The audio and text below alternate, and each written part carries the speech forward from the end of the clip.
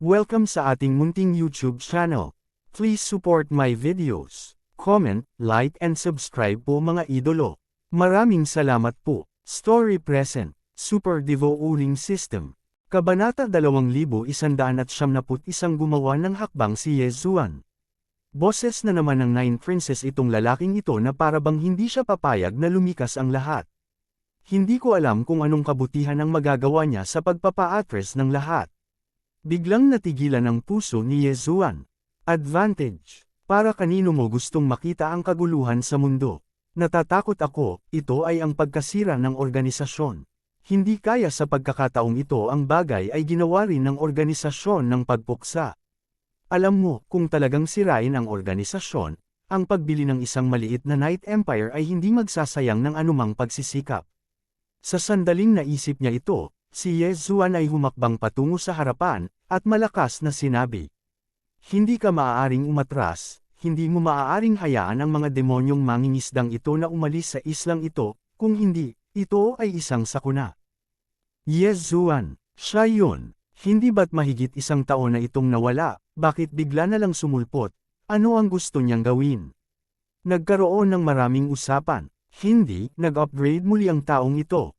O Diyos ko, nasa upper heavenly God realm na siya, at ang bilis ng cultivation na ito ay nakakatakot lang. Who says no? This guy? Every time he see him, he will improve his realm. How did he did it? Itong bilis ng upgrade, makakahanap pa kaya siya ng mas nakakatakot na tao. Nang makitang naglalakad si Yezuan sa hakbang-hakbang, lahat ay sinasadyang umalis, at kahit na, kasama ang mga powerhouse na iyon sa Spirit God Realm, kapag nakita nila si Yezuan, magbibigay din sila ng 3 puntos. Ang bilis ng pag-upgrade na ipinakita ni Yezuan ay masyadong nakakatakot. Siguro sa pagkakataong ito nang makita ko siya, ito ay ang Heavenly God Realm, ngunit baka sa susunod na pagkikita natin, ang lakas ni Yezuan ay kayang lampasan sila. Para sa isang henyo na may walang limitasyong talento, kahit na sino ito, hindi niya sinasadya na nagpapanatili ng isang tiyak na halaga ng paggalang. Master Ye, bakit ka nandito? Tumingin si Master Missing Moon kay Yezuan at kumunat ang noo. Mukhang alam na rin niya ngayon ang ibang pagkakakilanlan ni Yezuan. Bahagyang ngumiti si Yezuan kay Master Missing Moon, at pagkatapos ay sinabi. Umalis ka, hindi ka maaaring umatras. Maaari kong ayusin ang isang ganap na defensive ban para sa iyo upang mapangalagaan ang mga nasugatan na mga disipulo, ngunit kung hindi mo sirain ang islang ito, tiyak na magdudulot ito ng hindi kinakailangang sakuna. Kaya, iminumungkahi ko na habang ang mga demonyong mangingisdang ito ay nakulong, maaari nating harapin sila dito minsan at magpakailanman. Ano ka ba? Anong qualifications ang kailangan mong magsalita dito? Nang makitang si Yezuan ay talagang nang ahas na sirain ang sarili niyang kabutihan, galit na galit si Ye Lixu. Gayunpaman, hindi nag-abala si Yezuan na tumingin sa kanya, at nagpatuloy. Alam ko, ang pinakakinabahala mo ngayon ay ang kakayahan ng mga demonyong mangingisdang iyon na muling mabuhay ng walang hanggan. Ipaubaya mo ito sa akin, gagawa ako ng paraan para mag-set up ng pagbabawal, upang ang itim na gas ay hindi makapasok sa lugar ng digmaan, at pagkatapos, lahat ng mga bangkay ng mga mangingisda, itatapon ko rin sila, sa ganitong paraan, kung gayon ang mga demonyong mangingisda ay tiyak na makakapatay ng mas kaunti at mas kaunti ang pagkakataon na manalo, at kapag ang pagkakataong manalo ay tiyak na magkakaroon tayo ng oras at mas kaunti. Well, iyon ay isang solusyon, ngunit, Yezuan, nailagay mo na ba ako sa ganoong pagbabawal? Ang pagbabawal na iniwan ni Yezuan sa kanyang silid, pagkatapos ng mahabang panahon, ay matagal nang nalaman, kasama ang propaganda ni Master Missing Moon at iba pa, alam na ng lahat na siya ay isang ipinagbabawal na Grandmaster, mas makapangyarihan kaysa kay Master Missing Moon, at nang marinig nila itong sinabi ni Yezuan, wala silang masyadong hinala. Gayunpaman, kung gusto nilang ihinto ang itim na chi, wala silang naisip na paraan, ngunit walang alinlangan na nabigo sila, kaya medyo konserbatibo pa rin sila. Huwag kang maniwala, umasa ka lang sa kanya, bakit niya sinasabi ang mga ganyan? Boses pa rin iyon ng Night Retreat, at ang Night Retreat ay sabik na ngayong patayin si Yezuan, ngunit sa kasamaang palad, dito, naiisip niya lang ito. Biglang lumingon si Yezuan at tumingin kay Yelikshu sa unang pagkakataon, ngunit ang mga salitang sinabi niya ay nagpagalit kay Yelikshu. Kung ayaw mong sumali, pwede kang lumabas. Oo, iyon ang sinabi ni Yezuan. Naghinala na si Yezuan na ang taong ito ay binili ng extermination organization, kaya natural na hindi siya magiging magalang, at wala siyang mga kredensyal ngayon, kung hindi imposibleng patayin siya ni Yezuan. Ikaw, anong sabi mo? Si Yelikshu ay nagalit at incoherent, ngunit sa kasamaang palad, hindi binalak ni Yezuan na bigyan siya ng pansin. Sa ganitong paraan, lahat ng ipinagbabawal na master ng Lingsuan Pavilion ay sasama sa akin, at pupunta ako at hahanap ng paraan ngayon. Okay, makikinig kami sa iyo. Ang iba ay maaaring nahihirapan sa pagpapakilos kay Yezuan, ngunit ang mga tao ng Lingsuan Pavilion, si Yezuan ay maaari pa ring ilipat. Sabay na rin tayo. Gayunpaman, ang hindi niya inaasahan ay ang mga ipinagbabawal na master ng iba pang puwersa ay talagang nag-alok na lumahok sa aksyon ni Yezuan. Si Yezuan ay walang pakialam dito, gayunpaman, hindi inaasahan ni Yezuan na may gagawin ang mga taong ito. Seryoso, si Yezuan ay mayroon ding sariling maliit na abakas sa oras na ito. Kung hindi, ano ang ilalabas niya sa lahat ng mga bangkay ng mga taong demonyong isda para itapon niya? Sa napakagandang upgrade plan, hindi ito palalampasan ni Yezuan. Siyempre, ang pangunahing bagay ay upang pigilan ang mga demonyong mangingisdang ito. Kinuha ni Yezuan ang mga tao at direktang umalis.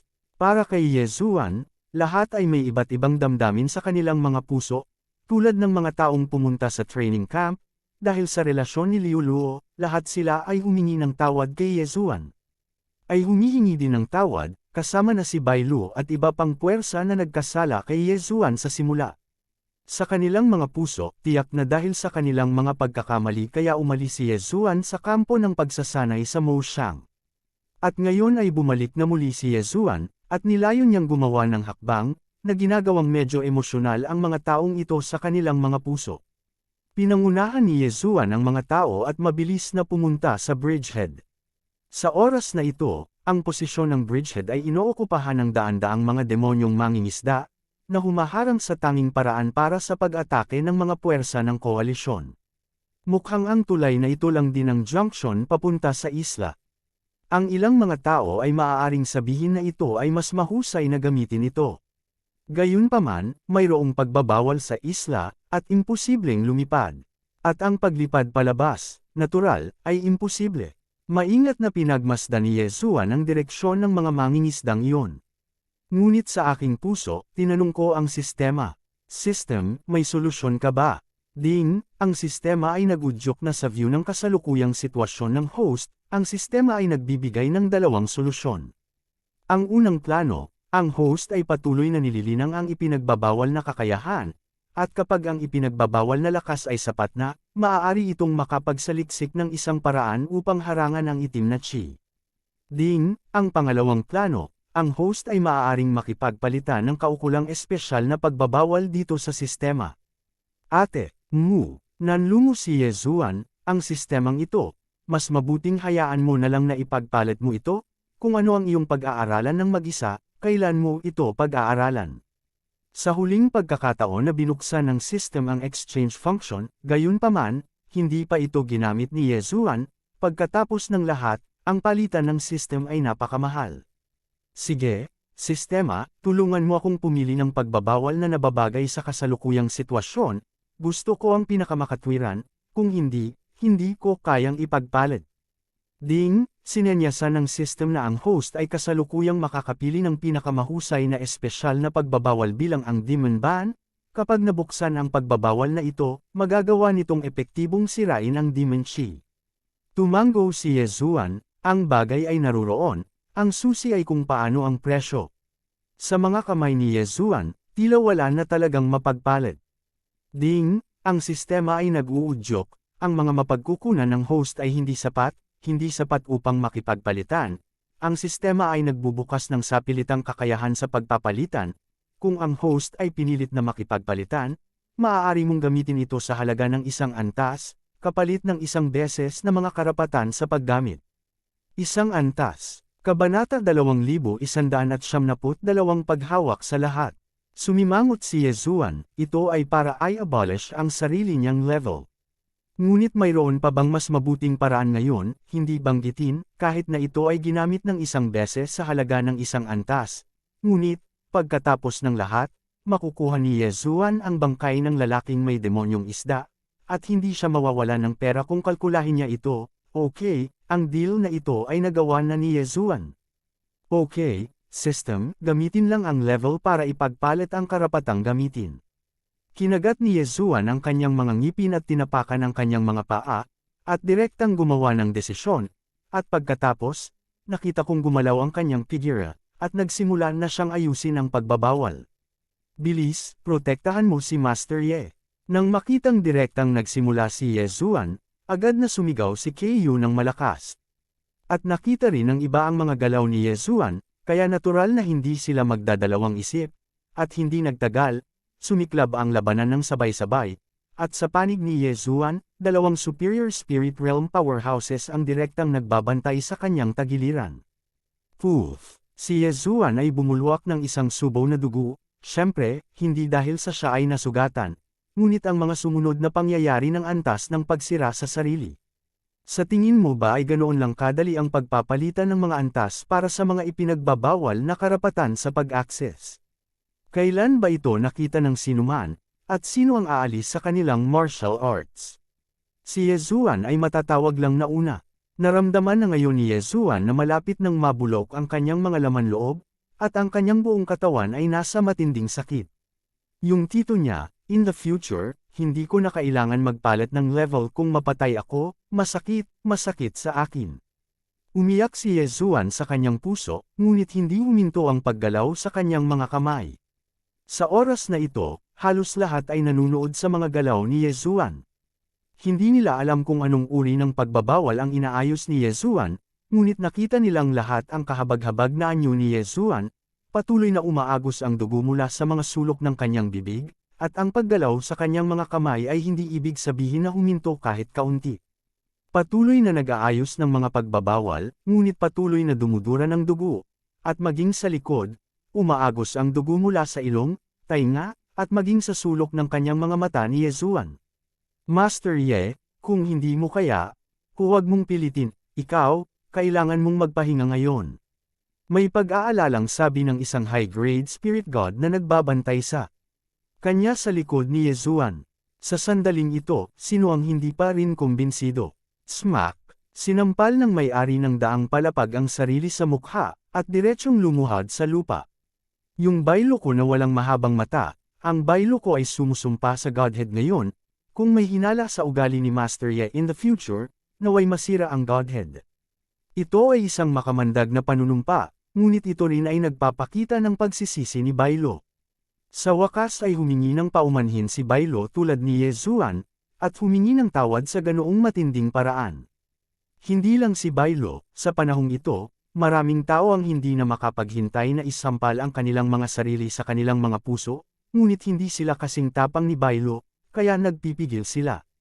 Ang gayong tao na handang talikuran ang kanyang sarili para sa kapakanan ng mga karaniwang tao sa mundo, minsan ay naghinala sila na siya ay magiging isang masamang tao. Ang ganitong pag-uugali ay hindi mapapatawad. Ibinaba ang antas ni Yezuan, at ang kanyang hitsura ay miserable, na hindi isang bagay na maaaring magpanggap. Nangyayari talaga yan. System, di ba sabi mo level exchange right to use lang, bakit ang bilis ng pagbaba ng kaharian ko? Ding, ang system ay nag-uudyok, mangyaring tandaan na ito ay talagang isang realm exchange para sa mga karapatan sa paggamit, gayunpaman, ang host ay natural na malubhang mapinsala kung ito ay maalis sa sarili, mangyaring makatiyak na ang host ay kailangan lamang na gumaling, at ang host ay makakabawi.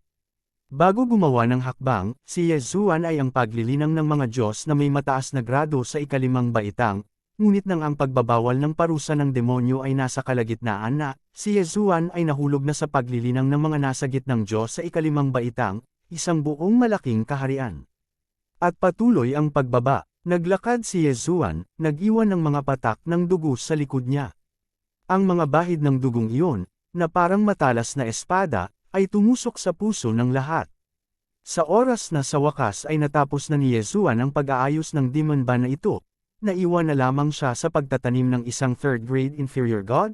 Bagamat alam niyang makakabawi siya, ngunit ang kanyang miserableng anyo ay napakalungkot pa rin.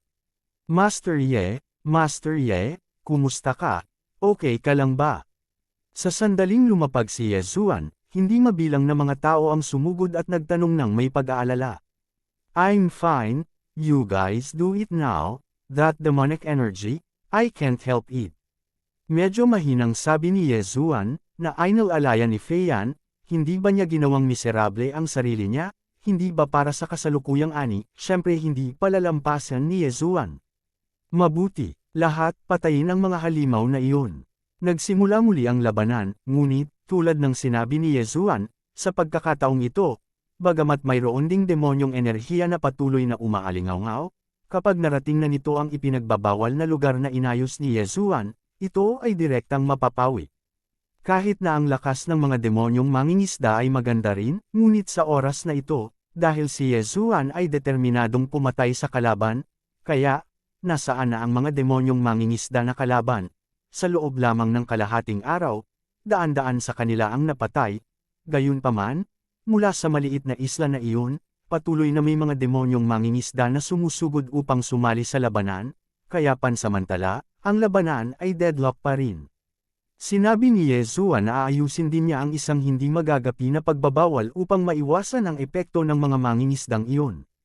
Masasabi at nagawa ito ni Yezuan, kaya pagkatapos niyang magpahinga sandali, muli niyang sinimula na ayusin ang hindi magagapi na pagbabawal. Sa totoo lang, ang pag-uugali ni Yezuan ay nakaantig sa hindi mabilang na mga tao, at lahat ng dumaan sa gilid ni Yezuan ay bahagyang yumukod kay Yezuan upang magpakita ng paggalang bago umalis. Ang mga sub-propesyon ng mga ipinagbabawal na master, refiner, at iba pa, ay orihinal na iginagalang na mga pag-iral. Higit pa rito, ang cultivation talent ni Yezuan ay lubhang kahanga-hanga, at ang pamagat ng numero 1 listahan ng henyo ay hindi biro. Sa ganoong kalakas na karakter, hindi na kailangang sabihin kung gaano kalaki ang puwang para sa paglago sa hinaharap. Kaya sa sandaling ito, ginamit na ni Yezuan ang kanyang mga aksyon para sakupin ang halos lahat ng tao dito. Siyempre, halos, sa katunayan, mayroon ding mga tao na napupuot kay Yezuan sa kaibuturan. Kasi, may mga taong handang gawin dito. Ang mapuksa na organisasyong nakatago sa mga anino ay hindi papalampasan ang anumang pagkakataon na magdulot ng kaguluhan sa mundo. Naturally, ang oras na ito ay hindi magiging exception. Nakakalungkot na ang hitsura ni Yezuan ay nakagambala sa kanilang mga plano, at ang mga taong nakipagtulungan sa Annihilation Organization ay walang alinlangan na kinasusuklaman ang pakikialam ni Yezuan. Sa katunayan, ang pagsasabuatan laban kay Yezuan ay pinaplano din. Sa pagkakataong ito, ang gusto nila ay ang buhay ni Yezuan. Ayon sa utos ni Yezuan, lahat ng bangkay ng demonyong mangingisda ay ipinadala sa kanya, at ang dahilan na ibinigay ni Yezuan ay gusto niyang ganap na makipag-ugnayan sa mga kaguluhan, at walang sinuman ang maghay-hinala sa kanya. Isa pa, ang bangkay ng lalaking isda na ito na demonyo, natatakot ako na maliban kay Yezuan, ang iba ay hindi gaanong magamit upang kunin ito.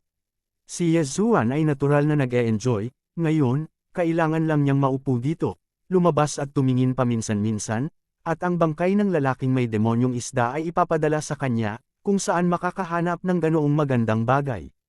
Kahit na gusto ni Yezuan na lumahok sa labanan, tiyak na pipigilan siya, dahil ang kaawa-awang hitsura ni Yezuan ay natakot na sa maraming tao, at sa puso ng maraming tao, natakot si Yezuan na siya ay malubhang masubitan sa pagkakataong ito. Bilang resulta, ang lahat ng puwersa ay patuloy na nagpapadala ng mga hilang elixir. Dahil dito, medyo napahiya si Yezuan. Sa kabutihang palad, sa ilalim ng dalawahang pagbabawal ng Demon Punishment Prohibition at ang Invincible Ban, ang Demon Fishman ay patuloy na inalis, ngunit ang mga puwersa ay karaniwang nawala ng kanilang mga tauhan, na isang magandang balita.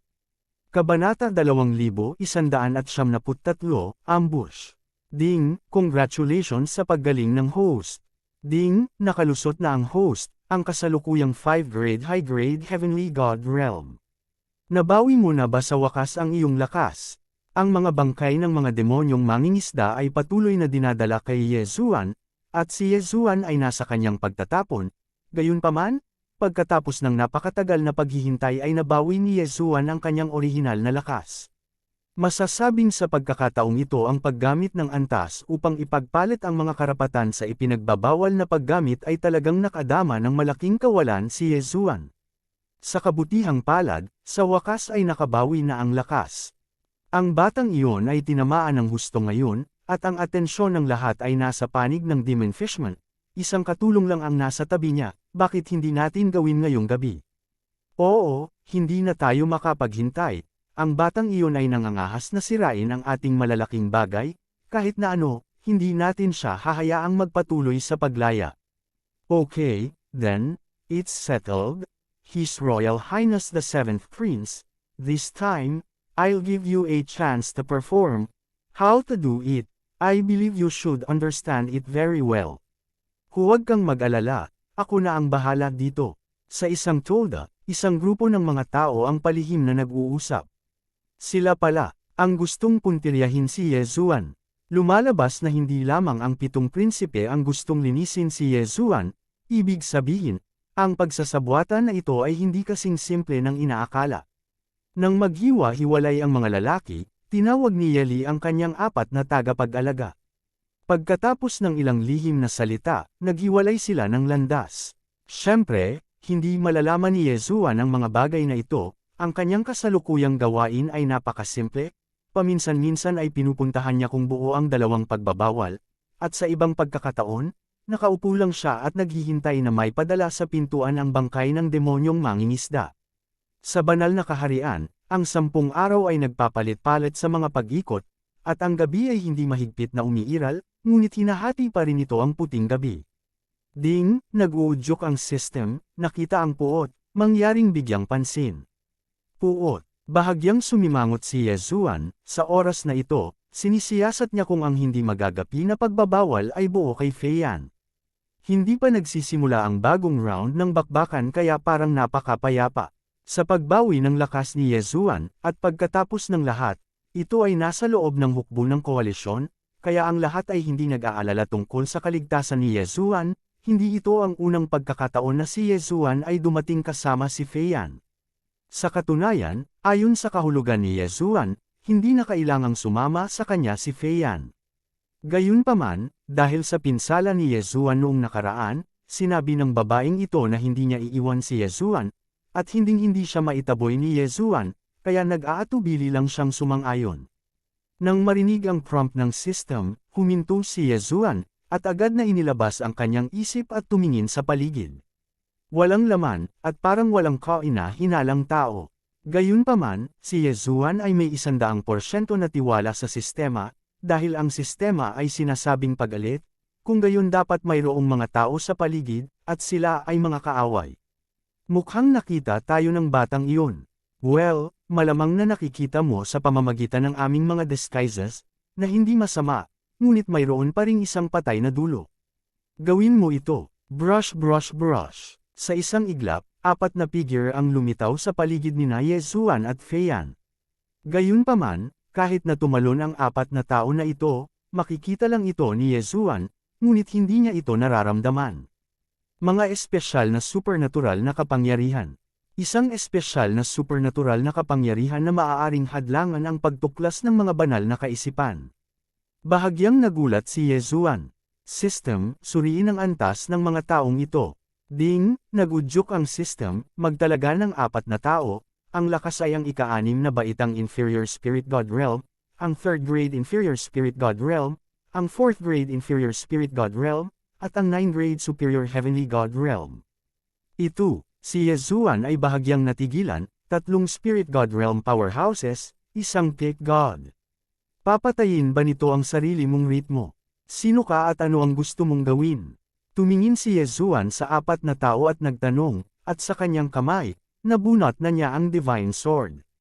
Bata, ano ang sasabihin mong gagawin namin? Maglakas loob na sirain ang aming mga kabutihan? Hinahanap mo ang iyong sariling kamatayan? Pagkatapos, ngayon ay tutuperin ka namin. Haha, joke, kayong 4 lang. Bagamat medyo kinakabahan si Yezuan, ang kanyang tono ay hindi magpapakita ng kahinaan. Bukod pa, siya ay hindi malayo sa kampo ngayon, at talagang sumiklab ang isang labanan, naniniwala ako na may darating na susuporta sa kanya sa lalong madaling panahon. Gayunpaman, ang mga salita ng mga mahiwagang taong iyon ay agad na sinira ang mga inaasahan ni Yezuan. Boy, ang yabang mo pa kapag namatay ka. Ano, sa tingin mo ba hanggat lumaban ka? Sa amin, may darating na magliligtas sa iyo. Haha, napaka-naive mo, sa tingin mo ba pipiliin kong mag-ambush dito, para hindi ako makapaghanda? Damn it! Sa sandaling marinig niya ito, alam ni Yezuan na hindi ganoon kadali ang mga bagay. System, tumingin sa paligid. Ding, nag-prompt ang system, may nakitang serial ban. Serial ban pala. Ang mga serial ban ay mas nakakatakot kaysa sa mga ordinaryong pagbabawal, dahil, ang mga serial ban ay tumutukoy sa isang serye ng mga pagbabawal na direktang pinagsama at ginagamit ng magkasama, hindi pa banggitin ang mga pag-andar o kung ano paman, gusto lang i-crack ito, medyo sayang ang oras. At naniniwala si Yezuan na hindi siya bibigyan ng mga taong ito sa pagkakataong ito. Totoo nga, sa sandaling ito, ang 4 na tao ay direktang sumigaw ng walang kaunting pag-aalinlangan. Gawin mo, bawal na Grandmaster ang lalaking ito, hindi mo siya mabibigyan ng oras para sirain ang pagbabawal. Patayin! Ang mga sigaw ng pagpatay ay biglang tumunog, at silang 4 ay tiyak na sumugod kay Yezuan. Slash! Kahit ang Absolute Sword, 10 desolations, nakulong na spell, sa sandaling kumilos sila, ang 4 na taong ito ay isang killer move, at sa sandaling kumilos sila, ang 4 na taong ito ay buong lakas. Ding, alarm, ang host ay nasa ilalim ng hindi mapaglabanan at malakas na pag-atake. Ding, nanganganib ang buhay ng host, at automatikong sisimulan ng system ang depensa. Ding, ang mahiwagang kapangyarihan ay maaaring magamit upang matukoy, at ang hindi magagapi na depensa ay naisaaktibo. Boom boom! Dahil si Yezuan ang sentro, ang buong mundo ay mabilis na gumuho, at isang malaking bundok sa likod ni Yezuan ay naging pulbos. Gayunpaman, hindi ito ang labis na ikinagulat ni Yezuan, ang labis na ikinagulat ni Yezuan ay si Feiyan. Sa oras na ito, ang mga pakpak ni Feiyan ay pamitik, at ito ay nawala ng hindi nakikita. Siyempre, masyadong abala si Yezuan para alagaan ang kanyang sarili ngayon, at nagkaroon lang siya ng oras para tingnan si Feiyan. Ang malakas na pag-atake ay sumiklab sa isang iglap, ngunit ito ay malinaw na ito ay hindi malayo mula sa kampo, ngunit ito ay hindi kahit kaunting napansin. Sa ilalim ng pabalat ng serial ban na iyon, walang nakapansin na mayroong life and death battle na nagaganap dito. Dapat patay na ang batang iyon sa pagkakataong ito. Nagsanib puwersa kaming 4 para ilunsad ang pinakamalakas na pag-atake. Kahit na ito ay isang peak at mababang kapangyarihan ng Spirit God Realm, ito ay mamamatay sa pamamagitan ng pag-atake natin sa ilang segundo, lalo pa ang isang batang mula sa Heavenly God Realm. Dapat patay na ito, sinanay nating 4 ang 4 na divine power na ito ng gusto mula pagkabata, ang tacit understanding ay napakataas, at ang kapangyarihan ng instant na pagsabog ay katumbas na ng pag-atake ng isang medium Spirit God Realm powerhouse, kakaiba na hindi siya namamatay. Napahinto silang 4 sa kanilang ginagawa at bahagyang tumingin sa mga guho, na parabang natukoy na nila na tiyak na mamamatay si Yezuan. Siyempre, ayon sa mga normal na termino, ito ay totoo, kung ito ay palitan sa anumang Heavenly God Realm, kahit na ito ay isang tao mula sa peak Heavenly God Realm, ito ay imposibleng umiwas, pagkatapos ng lahat, tulad ng isang malakas na outburst, ang kapangyarihan ay simpleng hindi maisip. Kabanata 2174 ang persimmon ay naipit mula sa malambot. Sa oras na ito, kung saan nakatayo si Yezuan, kung saan mayroon pa ring figure, mayroon lamang 100 metrong higanteng hukay. Gayunpaman, nang matagumpay silang 4, isang boses ang dumating. Bakit, gusto mo ba akong mamatay ng ganyan? Boses iyon ni Yezuan. Ang mga mukha ng 4 sa kanila ay lubos na nagbago. At ang kanilang magkasanib na pag-atake ay hindi man lang nakapatay ng isang lalaki mula sa Heavenly God Realm sa ilang segundo. Ito, paano ito? Sa kasamaang palad, ang mga katotohanan ay nasa harap ng kanilang mga mata, at hindi nila kayang hindi paniwalaan ito. Dahan-daang lumayo si Yezuan mula sa alikabok, sa kanyang katawan, may mahinang kurtina ng liwanag, kaya kahit ang alikabok ay hindi mahawa sa kanyang katawan. I'm giving you a chance to tell who sent you here, and maybe, I can spare you from dying. Sa sandaling iyon, ngayon lang, talagang nabigla si Yezuan. Ang mga pag-atake ng mga taong ito ay masyadong hindi inaasahan, at sila ay masyadong malakas. Upang si Yezuan ay hindi na makatiis, kung ang sistema ay hindi direktang maglunsad ng isang hindi magagapi na depensa sa huling sandali, natatakot ako, si Yezuan ay wala ng buhay para magsalita ngayon. Ikaw, ayos ka lang. Think I'm something. Kayong apat na langgam lang ba? You guys really damn it. You actually wasted an absolute defense of mine, since hindi mo sinasabi, parang ako mismo ang dapat maghanap ng sagot. Psionic control. Sa pagkakataong ito, ang spiritual sense control ni Yezuan ay direktang nakatutok sa 4 na taong iyon. Siyempre, alam ni Yezuan na imposibleng maging kapaki-pakinabang, at imposibleng kontrolin ang 4 na taong ito ng sabay-sabay. Ngunit hindi sinasadya ni Yezuan na sabihin na gusto niya talagang kontrolin sila. Ang mga persimmons, siyempre, ay kailangang kunin ang malambot na kurot. Ang pagpapakilos ni Yezuan ng kontrol sa espiritual na pakiramdam ay talagang isang paraan lamang ng pabalat. Sa isang iglap, kumislap ang liwanag sa kamay ni Yezuan, at isang malakas na pag-atake ang inilunsad. Ito ang tunay na hakbang ng pagpatay ni Yezuan.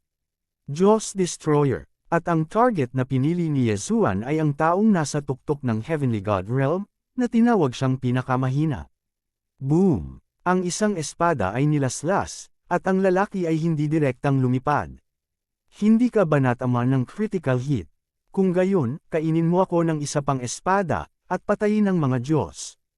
Isang suntok ang nabigo, hindi magdadalawang isip si Yezuan, na pagpasyahan na niya na sa pagkakataong ito ay papatayin niya ang isang tao. Dumagundong. Sa pagkakataong ito, talagang tumama ito sa crit effect, at ang rurok na Diyos na lumalaban pa rin sa kontrol ng espiritual na kahulugan, sa isang iglap, ay nahulog. Ang prosesong ito ay isang kisap mata lamang. At ang spiritual sense control ni Yezuan ay maaari lamang makasagabal sa blink time, ngunit ito ay sapat na para kay Yezuan na pumatay ng isang tao. Nang tuluyang makawala ang tatlo pa sa kontrol ng kanilang psychic senses, ang nakita lang nila ay ang mga bangkay ng kanilang mga kasama. Sa napakaikling panahon, napatay na ni Yezuan ang isa sa kanila. Paano ito posible? Ang mga mahiwagang taong ito ay ayaw nilang maniwala na sa napakaikling panahon, nawalan sila ng kasama. Alam mo, sinuman sa kanila ay may tiwala na mayroon silang lakas upang patayin si Yezuan. Gayunpaman, ang katotohanan ay sa katunayan, pinatay ni Yezuan ang isa sa kanila sa ilang segundo, nang walang anumang presyon. Casual na kinuha ni Yezuan ang tiyan kunring ng taong ito, ngunit hindi inalis ang kanyang katawan, dahil si Yezuan ang may plano ni Yezuan. Kung ganoon, ikaw na ang susunod. Biglang tumalikod si Yezuan at sinabi sa powerhouse ng 3rd grade inferior spirit god realm. Napakawalang bahala ng tono, na para bang hindi pagpatay ang sinasabi niya, kundi tungkol sa napakaganda ng panahon ngayon. Ang powerhouse ng 3rd rank inferior spirit realm ay nabigla sa kanyang puso, at nagkaroon pa ng nakakatakot na pakiramdam sa buong katawan niya, at ang kanyang intuition ay nagsabi sa kanya na natatakot siya na siya ay nasa malaking problema sa pagkakataong ito. Gayunpaman, kung tutuusin, siya ay isang powerhouse ng spirit god realm, at si Yezuan ay isa lamang heavenly god realm, at siya ay malubhang nasugatan, hindi siya naniniwala na mapapapatay siya ni Yezuan. Anak, ako ang sinasabi mo, napakayabang na bata, tuturuan kita ng magandang aral ngayon, kung anong respeto ang dapat mong taglayin sa harap ng malakas. Sabay na tayong umakyat at patayin siya. Bagamat hindi pinili ni Yezuan ang dalawa bilang target, gayunpaman, ang 2 taong iyon ay hindi nag-usap tungkol sa moralidad, mayroon lamang silang isang layunin, ang patayin si Yezuan, kung anong uri ng paraan ang gagamitin, hindi nila isasaalang-alang. Muling binaril ng 3 si Yezuan. Gayunpaman, naisip mo pa rin ba na si Yezuan ay magiging walang pagtatanggol gaya noong nakaraan? Paano kaya ito? Lumabas ka, Thousand Beast Sword Squire. Pagpapatawag ng bundok sa antas ng Diyos. Sa isang iglap, direktang lumitaw ang 1,000 god-level mounts, at sa sandaling lumitaw ang mga ito, hinati sila sa 2 team at sinunggaban ang bawat isa. Gamit ang 500 Diyos level na bundok para matrap ang isang Spirit God Realm powerhouse, halos walang pressure.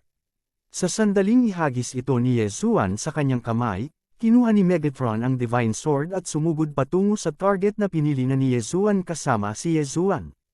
Mamatay, itinaas ni Yezuan ang kanyang kamao. Gayunpaman, ang tunay na banta ay ang Excalibur.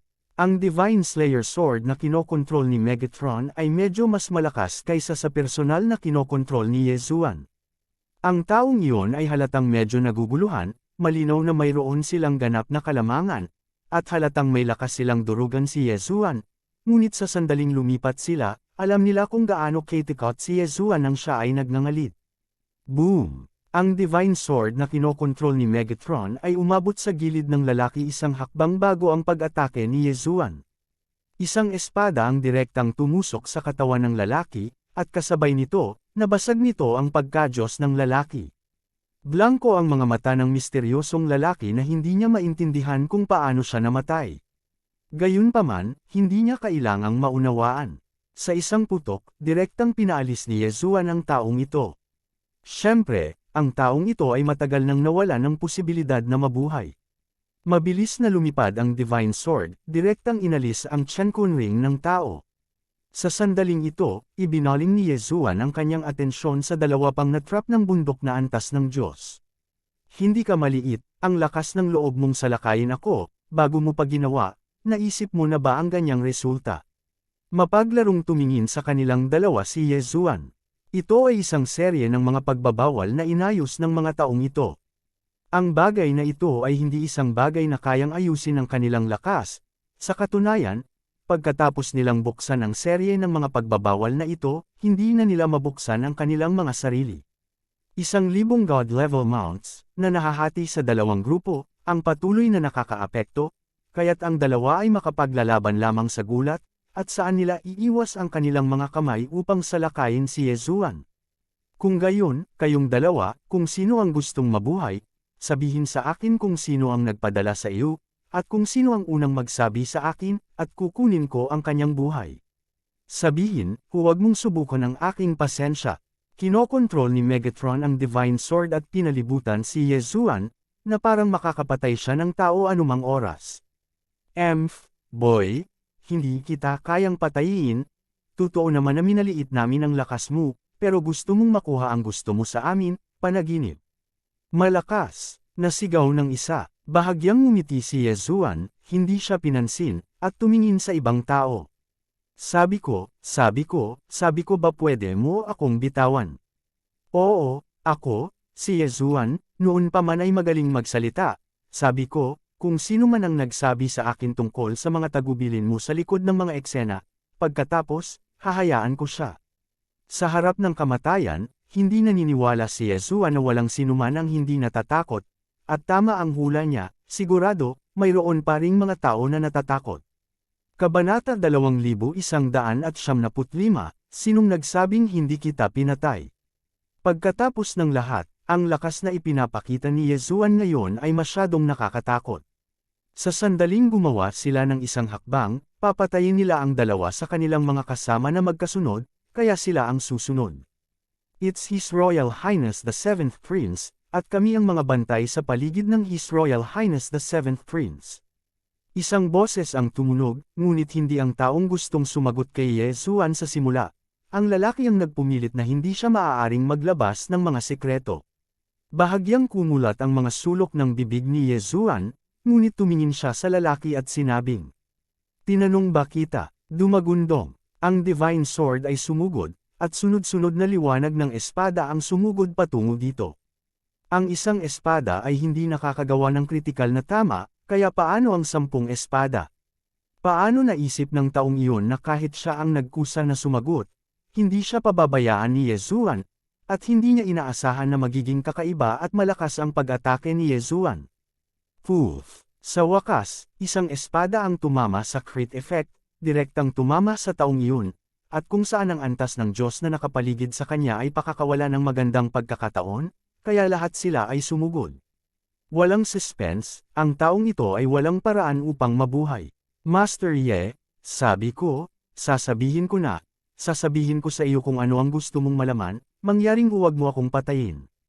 Ang huling tao ay tumingin kay Yesuan ng may pagtataka. Sa oras na ito, iniisip lamang niya kung paano mabubuhay, at nang makita niyang ang kanyang kasama ay direktang hinati ng mga banal na hayop na iyon, isang kasinungalingan ang sabihing hindi siya natatakot.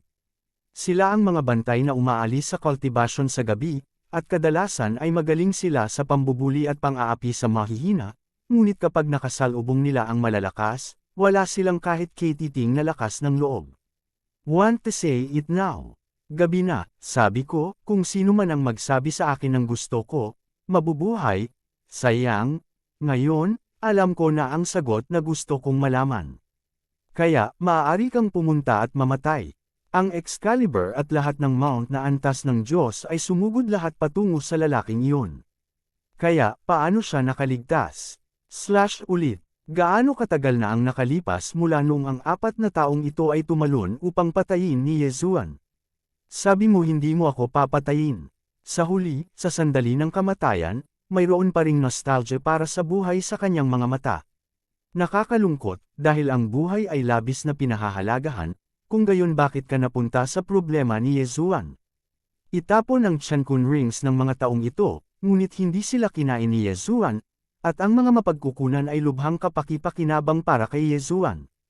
Huwag mong tingnan ang 4 na taong ito, lahat sila ay pinatay ni Yesuan. Gayunpaman, medyo naiinis pa rin si Yesuan sa kanyang puso, ang absolute defense ay hindi para sabihing mayroon, hindi banggitin ang oras ng cooldown. Sabihin na lang natin na ang singularity ay hindi napakadaling mahanap, masasabing ang absolute defense ni Yesuan ay hindi magagamit sa maikling panahon. Ito ay talagang hindi katanggap-tanggap na bagay para kay Yesuan. Sa makatuwid, kailangan niya ng mga mapagkukunan upang magamit ang mirror divine power, kung hindi sigurado si Yesuan sa pagharap sa biglaang pag-atake tulad nito. Siyempre, si Yesuan ay walang whole card. Halimbawa, ang kanyang summoning world skills, hindi pa ba niya ito ginagamit hanggang ngayon? Dahil, walang kalaban na karapat-dapat sa buong lakas ni Yesuan ngayon. Kailangan lang ng kaunting oras upang masira ang serial ban, ngunit hindi imposibleng masira. Hindi nagtagal, sinira ni Yesuan ang serial ban. Gayunpaman, lumitaw din ang figure ni Feiyan sa harap ni Yesuan. Girl, oo. Maganda ang life-saving means, kaya mas gamaan ang loob ko. Nakangiting sabi ni Yesuan, hindi niya sinisisi si Feiyan sa hindi paggawa, dahil sa puso ni Yesuan, ayaw niyang protektahan siya ni Feiyan. Sino ang nakakaalam, katatapos lang magsalita ni Yesuan, at nakita niyang casual na itinapon ni Feiyan ang 2 bangkay. Bata, ang 2 taong ito ay nagtatago sa mga anino, at gusto nilang palihim na salakayin si Child kapag sinalakay ng 4 na taong ito si Child, kaya nalutas sila ng batang babae. Mga kaaway na nakatago sa mga anino. Nagulat si Yesuan sa kanyang puso, tila kailangan niyang pasalamatan si Feiyan sa pagkakataong ito. Dapat mong malaman na kapag nakikipaglaban ngayon lang, saglit, masasabing walang kalaban-laban si Yesuan. Ang 1,000 Beast Sword Attendants, God-level mounts, at ang Divine Sword ay pinalabas lahat, at ang panig ni Yesuan ay masasabing walang pagtatanggol, at ang walang talo na depensa ay pumasok sa cooldown. Kung sa oras na iyon, ang 2 taong ito ay biglang inatake si Yesuan, ang mga kahihinatnan ay hindi maiisip. Anong ibig sabihin? Sobrang kalkulado, talagang singsing at singsing. Sa kasamaang palad, nabigo pa rin sila. Casual na inalis ni Yesuan ang Tiancun realm nilang 2, ngunit biglang nagkaroon ng ideya. Hindi alam ni Yeliksyo na ang mga subordinate na pinadala niya ay nabura na lahat sa oras na ito. Sa oras na ito, naghihintay pa rin siya ng magandang balita na dumating. Sa kanyang puso, ang bitag na inilagay niya ay tiyak na sapat na upang patayin si Yesuan sa ilang segundo. Tiyak na ito ay isang perpektong plano. Gayunpaman, biglang may naalala sa labas. Kamahalan, hinihiling ni Master Ye na makita ka. Master Ye, sinong Master Ye? Bahagyang natigilan si Ye Li Shu, sa kanyang puso, natakot si Yesuan na pinatay na siya ngayon, kaya nang bigla niyang marinig si Master Ye, hindi pa siya nagre-react. Ito ay Yesuan, Master Ye. Alam ng gwardya kung ano ang iniisip ng kanyang amo, at sumagot siya ng matapat. Ang mga salita ng gwardya ay ginawang kritika, takot kaagad si Yelikshu. Hindi pwede, imposible, hindi ba dapat ay pinatay na ang batang iyon ngayon, at bakit, nasa labas pa ng kanyang tolda? Nakakalungkot lang na direktang pumasok si Yezuan sa oras na ito. Sa kasalukuyang puwersa ng koalisyon, walang sinuman ang hindi nakakakilala kay Yezuan. Sa kanilang mga mata, si Yezuan ay tiyak na isang misteryosong powerhouse, at bukod pa, ang cultivation ni Yezuan ay mababa, kaya naglakas loob siyang maliitin si Yezuan. Kaya naman, pumasok si Yezuan, at ang mga gwardya na iyon ay hindi nang ahas na pigilan siya ng direkta. Umalis ka ng gabi, Seventh Prince, hehe, binigyan mo ako ng isang malaking regalo, ngunit hindi bastos na sumama, kaya sa pagkakataong ito, bibigyan din kita ng regalo. Sa sandaling pumasok si Yezuan sa tent ni Yelikshu, nakangiti niyang sinabi, at dahil sa maliwanag ng ngiti na iyon ay hindi alam ni Yelikshu kung ano ang gustong gawin ni Yezuan. Hindi kaya ang mga taong iyon ay walang oras na kumilos. Sa puso ng Night Cultivator, ganito lang ang naiisip niya, kung tutuusin, sa puso ng Night Cultivator, halos walang suspense ang pagpatay kay Yezuan. Gayunpaman, nang si Yezuan ay biglang naghagis ng isang bag ng mga bagay sa harap ni Yelikshu, si Yelikshu ay agad na nataranta. Dahil, hindi man lang itinago ni Yezuan ang bag ng mga bagay, at hindi na niya kailangan pang kalasin ito para makita kung ano ang nasa loob. 6 na ulo. Ito ang 6 na tao na pinalabas ng Night Departure. Maliban sa isang peak na Heavenly God Realm, ang iba pang 5 tao ay pawang malalakas na tao sa Spirit God Realm. Gayunpaman, gaano na sila katagal sa labas, at sa sandaling ito, ang kanilang mga ulo ay itinapon sa harap ng Night Retreat. Hehe, dahil ang ikapitong prinsipe ay mahilig magbigay sa akin ng mga regalo, kung gayon, hindi ako tatutol, sa hinaharap, kung mayroon pang ibang mga regalo, kahit na sila ay ipadala, ako Yezuan ay tatanggapin sila ng magkasama. Malinaw na alam ni Yezuan na ang pagtatanim sa pag-alis sa gabi ang utak sa likod ng mga taong ito. Gayunpaman, hindi direktang pinatay ni Yezuan si Yelikshu, hindi dahil ito ay isang kampo ng koalisyon, ngunit dahil lamang sa gusto ni Yezuan na subukan ito upang makita kung mayroon pa ring mga kasama si Yelikshu. Siyempre, sa pagkakataong ito para sa tukso, makukuha ni Yezuan ang kanyang resulta. Kabanata 2196, Argumento. Matapos ihulog ang bag ng mga bagay, tumalikod si Yezuan at umalis, na para bang dumating lang siya para magbigay ng regalo, siyempre, napakabigat pa rin ng regalo. Ang iba ay walang alam tungkol kay Yezuan at Yelikshu, dahil si Yezuan ay hindi handang magsabi ng kahit ano. Hanggang sa umalis si Yezuan ay hindi nag-react si Yezuan hanggang sa umalis siya sa cultivation sa gabi. Sa pagkakataong ito, mas marami lang siyang spiritual God Realm Guards ang dinala niya. Sa hindi inaasahan, isang aksyon ang halos nabura. Si Yelikshu ay hindi nang ahas na mag-antala, at agad na tumakbo patungo sa isa pang tent. Bagamat umalis si Yezuan, gusto niyang malaman ang tungkol dito, para sa kanya, hindi iyon bagay. So, nakita rin niya ang eksenang ito. Oo naman, may mga kasabwat pa rin, ngunit hindi ko inaasahan na sa sandaling ang isang malaking kaaway tulad ng Demon Fishman ay isang malaking kalaban, ang mga taong ito ay nasa mood pa ring isaalang-alang kung paano magpakamatay. Kahit na hindi lahat sila ay binili ng exterminator, hindi ko sila pakakawalan. Sabi ni Yezuan sa kanyang puso, ngunit ang kanyang mga mata ay tumingin sa tolda. Wala siyang ideya kung sino ang nasa tent, ngunit nagsimula na siyang pumatay. Kung maglakas loob kang gawin ito sa iyong sarili, dapat handa kang mamatay. System, simulan na nating ayusin ang pagbabawal. Hindi ba't ang pag-urong ngayong gabi ay isang plano lamang upang bitag ang sarili sa isang pagbabawal? Ngayon, ginamit din ni Yezuan ang pagbabawal para kontrolin muna ang mga taong ito. Ang mga galaw ni Yezuan ay napakabilis, at kung mayroong tulong ng sistema, ang pag-aayos ng bagay bilang pagbabawal ay ilang minuto lang para kay Yezuan. Sa ngayon, hindi pa inaayos ni Yezuan ang isang serye ng mga pagbabawal, ngunit ang nag-iisang pagbabawal na inayos ni Yezuan ay hindi nangangahulugang walang ginagawa. Gayunpaman, si Yezuan ay walang anumang nakatagong mga sandatang mahika sa kanyang mga kamay ngayon, kaya 3 pagbabawal lang ang nagawa niya, at siya ay napansin. Sino ang nasa labas? Dito ang malaking kampo, at normal na may mga tao sa paligid, kaya walang kaguluhan. Hindi, may gumagala sa atin, may problema, lalabas ako at titingnan. Isang tao ang lubos na nakakaalam sa mga abnormal na galaw ni Yesuan, kaya diretso siyang lumabas. Saan kaya naisip ni Yesuan na sa masikip na kampo na ito, malalaman pa rin ng taong ito ang kanyang kinaroroonan, at hahatulan na siya ay may abnormal na pag-uugali. Ang taong ito ay masyadong sensitibo, o sadyang matalas. Ikaw kasi, nang makita ng lalaki si Yesuan, bahagyang natigilan siya. Alam mo, nag-uusap pa rin sila sa bahay kung paano kukunin si Yesuan sa isang iglap, ngunit ayaw nila, si Yesuan ay umaaligid na sa kanila.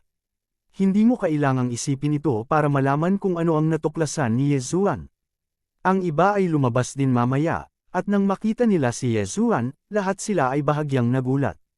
Siyempre, medyo nagulat din si Yesuan ngayon. Dapat alam mo na ang orihinal na akala ni Yesuan na ito ay isang mababang antas ng Spirit God Realm, at ang pinakamataas ay maaaring isang powerhouse ng Middle Spirit God Realm.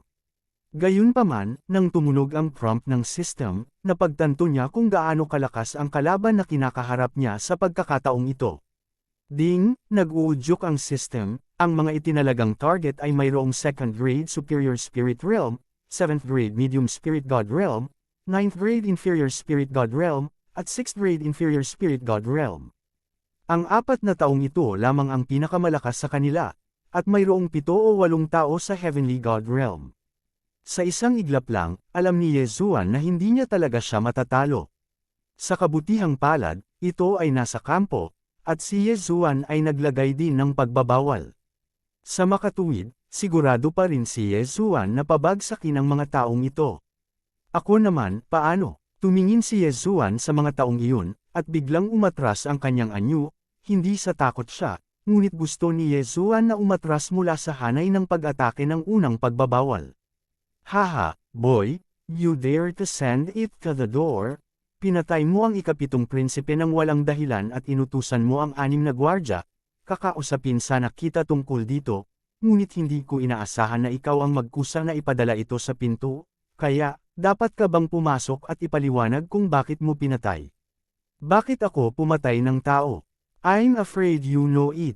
Tumingin si Yesuan sa mga taong iyon, masasabing sa mababang Spirit God Realm, kaya pa rin itong harapin ni Yesuan sa iba't ibang paraan, ngunit sa medium na Spirit God Realm, kahit na puno ng lakas si Yesuan, wala siyang magagawa, para sa powerhouse ng Superior Spirit God Realm, maaari niyang direktang patayin si Yesuan sa ilang segundo.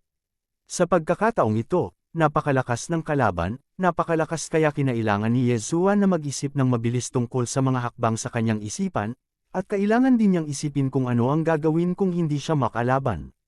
Mag-strike muna, ipatawag ang lahat dito, pagkatapos ay maaari kang maging ligtas. Napaisip si Yesuan sa kanyang puso, at pagkatapos, nang walang kaunting pag-aalinlangan, direktang inilunsad niya ang unang pagbabawal.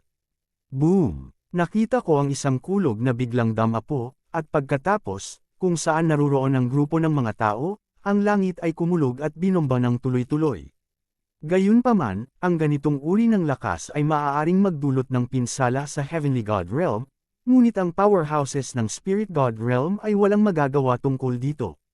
Sa orihinal, ginamit ni Yesuan ang pamamaraang ito bilang pantulong na paraan upang mapadali ang kanyang sariling pagpatay.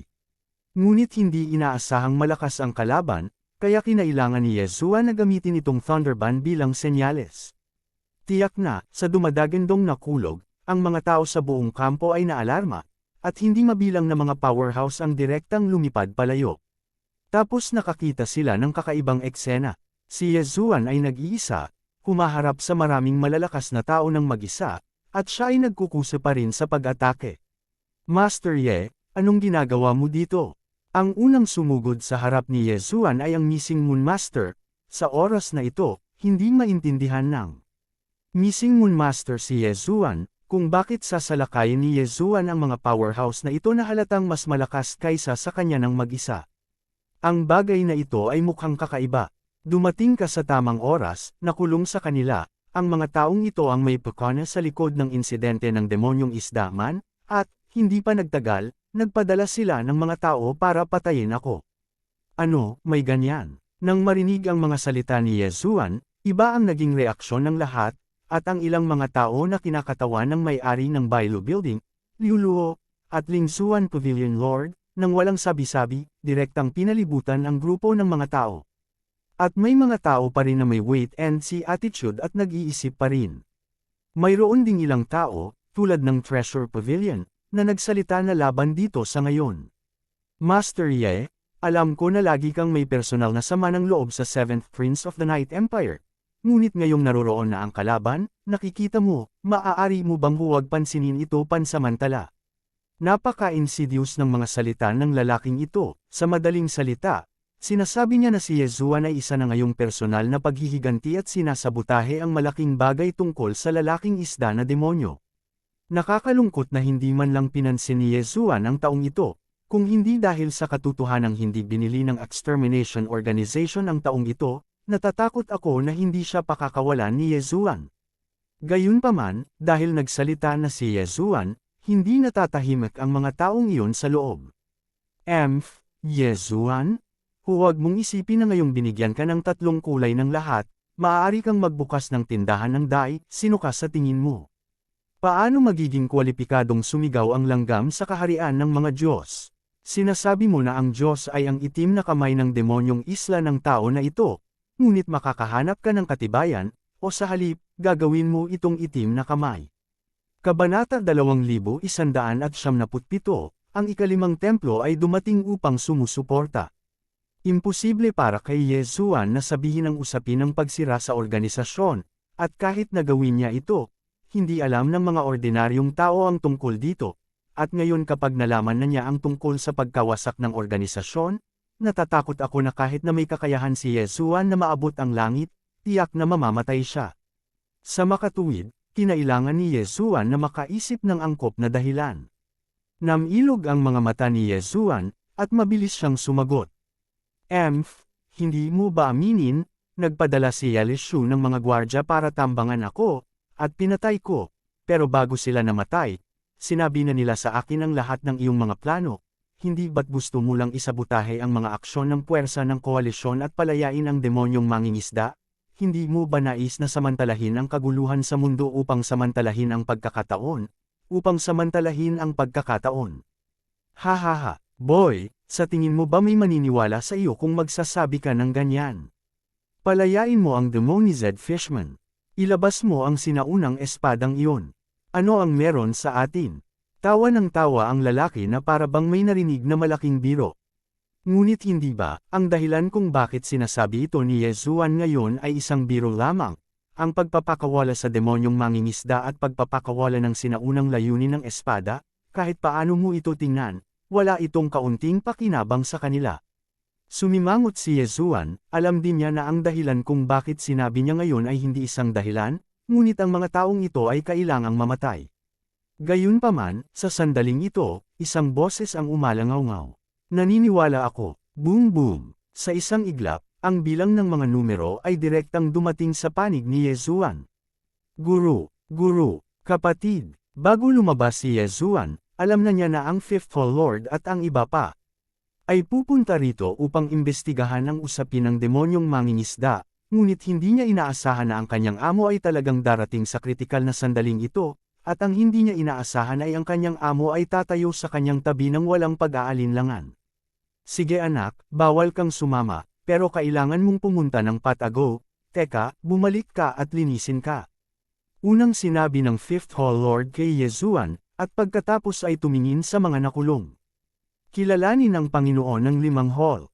Ang lahat ay nagmamadaling sumaludo, ang autoridad ni Mo Shank, sa Mo 100 Realms na ito ay hindi mapag-aalinlanganan. Hindi ko inaasahan na ang ika-5 Hallmaster ay talagang dumating ng personal, at hindi siya nag-atubiling protektahan ang kanyang mga disipulo. Gayunpaman, sa sandaling ito, lumitaw ang isa pang koponan.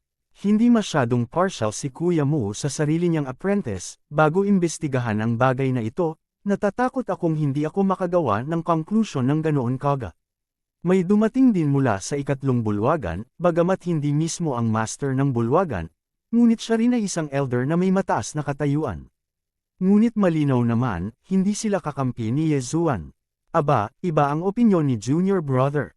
Bagaman ang Panginoon ng ikalimang bulwagan ay napakaduwag sa kanyang sariling pamilya, at ang mga matatanda at maging ang mga disipulo ay hindi masyadong natatakot sa kanya, ngunit sa panlabas, siya rin ay isang malakas na tao na walang sinasabi tungkol dito, at kapag nakita niya ang taong iyon na humaharap sa kanya, natural na siya ay hindi nasisiyahan. Senior Brother, huwag kang mag-alala, kahit gaano ka pa bumaba, it's just a matter of facts. After all, Yezuan is a disciple of our Moshang Pavilion. I naturally can't say that I suspect Yezuan, but, after all, this matter is still very big, so my suggestion is to investigate it first. Alam ni Yezuan na sa sandaling lumitaw ang taong ito, kung gayon, ang kanyang planong patayin si Elikshu at ang iba pa ay hindi na magagawang papatayin. Kung pag-uusapan, dapat ding sisihin si Yezuan sa pagiging masyadong walang ingat. Sa pagkakataong ito ang aksyon ay walang kaunting paghahanda ng maaga, masasabing ang kabiguan na ito ay ganap na dulot ng kanyang sarili. Dahil sinabi iyon ni Uncle Shi, walang masabi ang disipulo, ngunit ang disipulo ay talagang tinambangan ng mga tauhan ng Seventh Prince, at narinig din niya ang mga bagay na ito mula sa kanyang mga subordinate. Nakalimutan ko ring suriin ang aking tiyuhin. Si Yezuan ang gumawa ng unang hakbang at sinabing, alam niya na kung direktang sumiklab ang isang salungatan sa oras na ito, kahit na pinapaboran siya ng Fifth Hall Lord, magkakaroon ng gulo sa hinaharap. Ganyan ba talaga? Tumingin ang matanda kay Yezuan na may bahagyang pagsingkit sa kanyang mga mata. Oo, ang alagad ay naglakas loob na manampas sa pamamagitan ng Diyos. Okay, nakuha ko. Boom! Sinabing gawin ito, sa harap ng napakaraming tao, hindi nag-atubili ang elder, at direktang nilasla si Elikshu. Ang Seventh Prince of the Tang and Tang Dark Knight Empires ay dumanas ng isang sakuna ng walang kaunting paghahanda. Sa pagkakataong ito, kahit si Yezuan ay tiyak na hindi sinasadya. Sa puso ni Yezuan, si Mo Shang ay isang papilang ng organisasyon, kung gayon, hindi ko masasabi, ang pinakamalaking itim na kamay sa likod ng mga taong ito ay si Mo Shang din. Gayunpaman, dahil lamang sa mga salita ni Yezuan, direktang pinatay ng elder na ito si Elikshu, ano ang sitwasyon? Wala akong pakialam kung sino ka. Kung maglakas loob kang ay bully ako Mo Shang, magpakamatay ka. Yezuan, Senior Brother, huwag kang mag-alala. Tiyak na iimbestigahan ko ng malinaw ang bagay na ito, at walang sino man ang gugustuhing bubuli sa akin Mo Shang. Anong dominanteng tono, gayunpaman, ang mga salitang ito ay nagtulak lamang kay Yezuan sa masamang direksyon. Ang elder na ito ay tila tinutulungan si Yezuan, ngunit sa katunayan, sinusubukan lang niyang itulak si Yezuan sa kabaligtaran ng lahat. Ang gayong halatang pagtatakip ay gagawing lalong hindi sikat si Yezuan. Gayunpaman, ang susi ay ang mga aksyon ng mga tao. Si Yezuan ay talagang hindi makapagsalita ng kalahating salita, at kahit si Yezuan ay hindi makapaghinala ng anuman. At most, iniisip ko na lang na parang inaalagaan ng tiyuhin ang sarili niya. Oh, paano mo nasabi na ang pagpatay ng tao ay pumapatay ng tao, ang bagay na ito, kahit nakasalanan ng taong iyon, ngunit kailangan itong imbestigahan. Ang ikalimang Hallmaster ay hindi tanga, huwag mo siyang tingnan sa sandaling lumabas siya, ipapakita niya na gusto niyang protektahan si Yezuan hanggang sa huli. Ngunit sa oras na ito, kung gusto niyang bitag si Yezuan sa kawalan ng katarungan, makikita pa rin niya ito.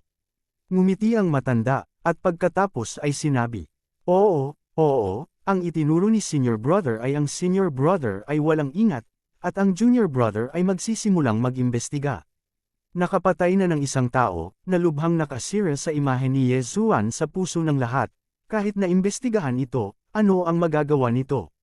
Gayunpaman, napakasimple pa rin ang iniisip ni Yezuan tungkol sa mga bagay. Okay, ang bagay na ito ay ibibigay sa Junior Brother, Yezuan, sumunod ka sa akin. Walang pagpipilian si Yezuan kundi umalis kasama ang mga tao sa ikalimang bulwagan. Gayunpaman, sa sandaling umalis siya, sigurado na, nagsimulang magsalita ang karamihan. Nagtataka sila kung bakit talagang nagpadala si Mo Shang ng napakaraming tao sa pagkakataong ito, ngunit mas pinag-uusapan nila ang pagkamatay ni Elikshu. Walang alinlangan, Maraming tao ang medyo hindi pala kaibigan kay Yezuan sa kanilang mga puso. Masasabing karamihan sa mga palakaibigang emosyon na ipinagpalit ni Yezuan para sa pananakit sa sarili sa pangkalahatang paraan ay nabasag dahil lamang sa pagkamatay ng night retreat. Sa kabutihang palad, mayroon pa ring ilang tao na matatag na nakatayo sa panig ni Yezuan. Matapos maingat na tanungin si Yezuan ng kanyang amo at ina, wala siyang pakialam sa kanya. Ipinagmamalaki ni Wang Tianzhen sa pagkakataong ito, pinapanood si Yezuan na sinasanay, hindi banggitin kung gaano siya kasaya.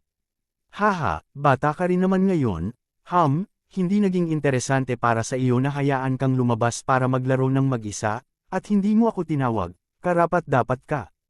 Hindi nakaimik si Yezuan, lumabas ba siya para maglaro? Ang responsibilidad sa sarili niyang katawan ay malalaman ng walang utak na lalaking ito. Forget it, tutal, desidido ang lalaking ito na maging mabuti para sa sarili niya, ano ang magagawa niya? Kabanata 2178, ang pagbabawal ay hindi wasto. Senior Kuya, may gustong pumatay si Kuya, paano ba naman, tutulungan mo ba ako, o gagawa ka ng maliit na report sa kapatid ko? Direktang sinabi ni Yezuan kay Wang Tianzhen. Pagpatay, junior brother, sobrang walang awa, sino ang papatayin, paano papatayin, kailan gagawin, syempre gusto kitang tulungan. Hindi mo ako tinatanong kung bakit ako pumatay. Ako na ang bahala sa iyo, kahit papaano, ang aking ina ang may kasalanan, at ikaw ay mapaparusahan, at ako ay magiging isang kasabwat sa karamihan. Ate mo, nalaman ni Yezuan na sa tuwing kasama niya itong Wang Tianzhen, ang kanyang IQ ay mababawasan ng husto, ang taong ito ay isang walang utak hanggang sa napakababang tao. Well, this time, siya na ang papatayin natin.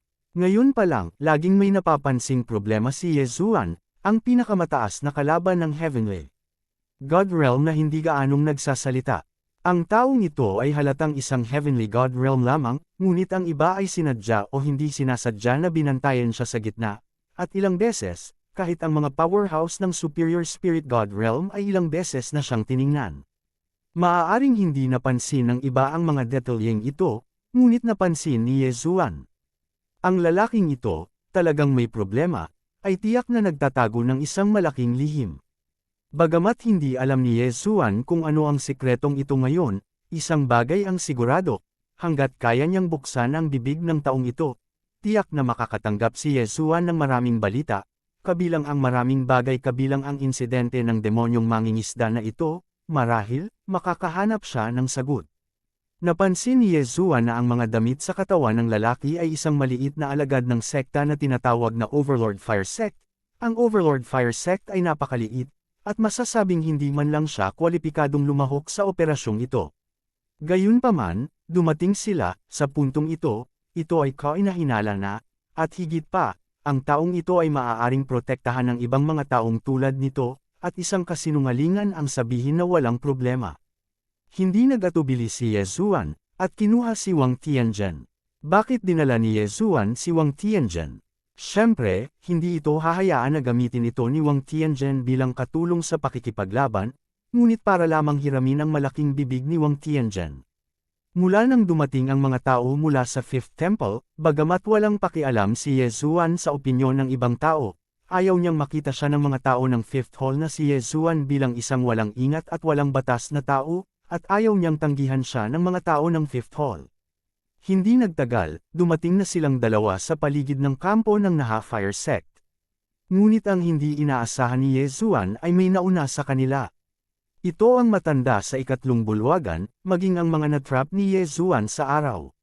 Si Wang Tianzhen ay kadalasang napakamayabang at walang natututunan, ngunit hindi ito nangangahulugan na siya ay talagang tanga.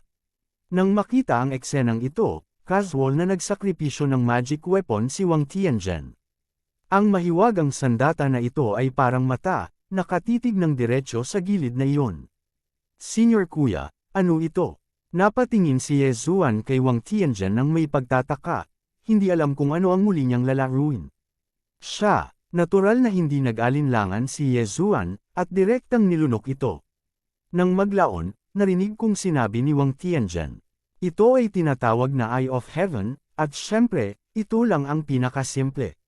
Gayunpaman, ang mata ng tungtiya na ito ay maaaring direktang mag-record ng lahat ng aking nakikita at naririnig, at ang aking mata ng tungtiyan, at ang isa pang mata ng tungtiyan sa kamay ng aking ina ay ang mata ng ina at ng anak.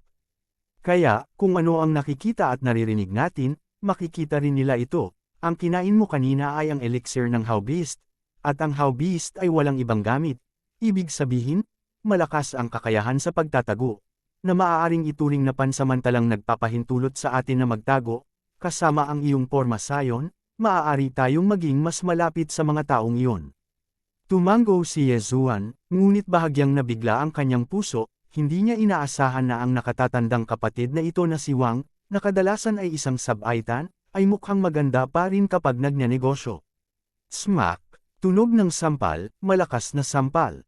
Isang grupo ng mga rice bucket, paano mo nagawa ang mga bagay-bagay, at mapapansin kang abnormal ni Yezuan. Kung hindi ko direktang pinatay si Yelixio sa pagkakataong ito, sa tingin mo ba ay nagbitiw na ang ugali ng Fifth Hall Lord?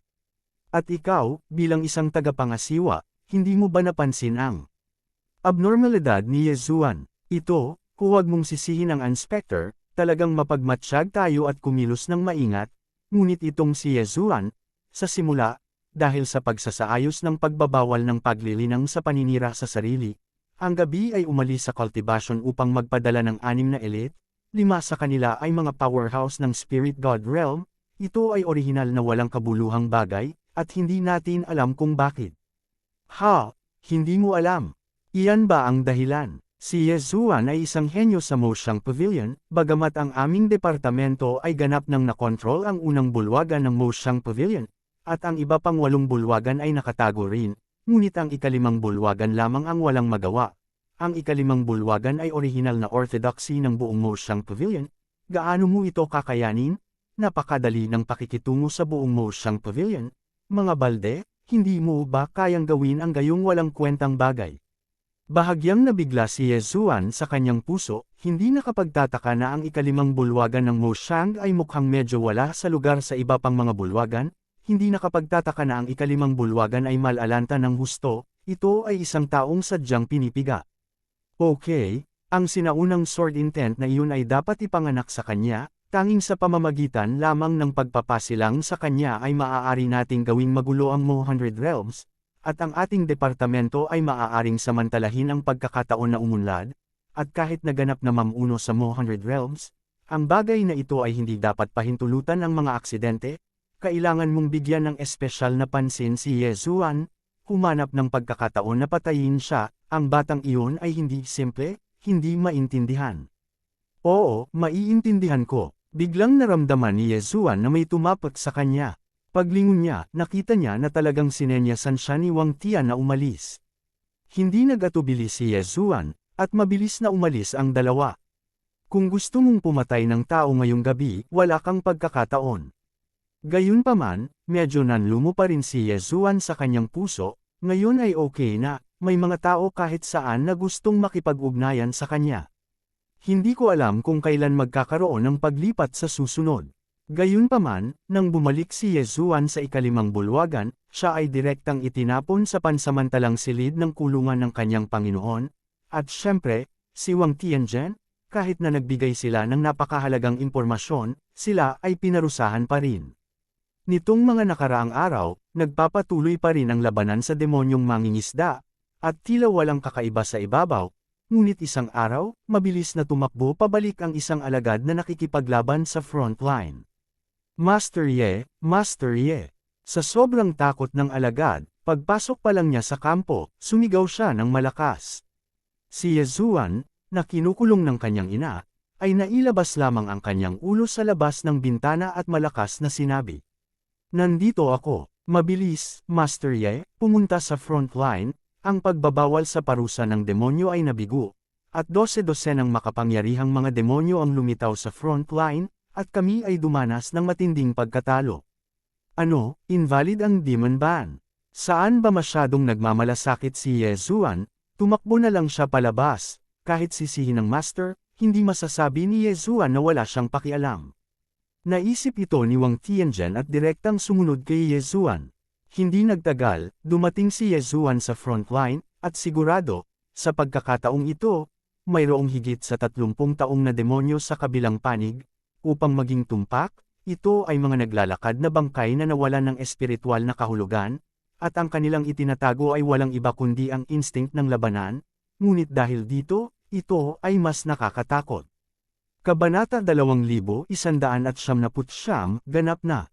Dilema, nasaan ang demon ban? Ewan ko ba kung bakit may lusot, baka masira pa ng demonyong mangingisda side, hindi naman kalakihan ng butas, 1 metro lang ang sukat, gayunpaman, 1 metrong butas, pero sapat na para makapasok ang demonyong chi. Sa ganitong paraan, ang mga taong na demonyo na isda at mga taong na demonyo na pinatay ng lahat ay maaaring mabuhay muli ng demonyong chi sa isang iglap. Paano na ta? Ang hirap gawin, alam din ng mga halimaw na yan kung paano lumabag sa pagbabawal. Nena si Yezuan, ngunit nang makita niya sa malayo ang Third Hall Elder, bahagyang tumawa ang kanyang puso, nag-isip si Yezuan ng isang posibilidad, isang bagay na ayaw niyang paniwalaan, ngunit napakaposible, marahil, ang butas na ito ay hindi nabasag ng demonyong mangingisda. Bagkus, may mga taksil. Master Ye, buti na lang andito ka, may paraan ka ba para matakasan ang butas na yan? Medyo natuwa ang lahat nang makita nilang paparating si Yezuan. Kung tutuusin, mahigit 1 oras pa lang mula nang lumitaw ang butas na iyon, ngunit nawalan na sila ng mahigit 30 disipulo.